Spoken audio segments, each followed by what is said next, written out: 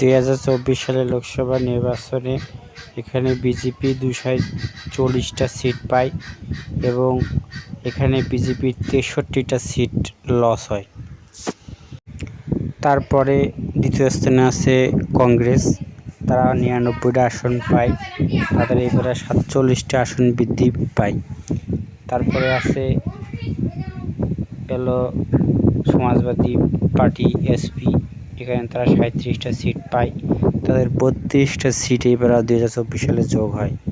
3 নম্বরে আছে টিএমসি, তারা 29টি আসন পায়, তাদের এবার 8টা সিটের মতন বেশি বৃদ্ধি পায়। তার পরবর্তী 4 নম্বরে আছে ডিএমকে, তামিলনাড়ুর দল, এখানে তারা 22টা সিট পায়, এখানে তাদের 2টা সিট লস্ট হয়। তারপর জেডিইউ, নীতীশের দল, এখানে তারা 12টা সিট পেয়ে এগিয়ে আছে। তারপরে আরজেডি, এখানে তারা 60টা সিট পায়, এটা হলো বিহারের দল।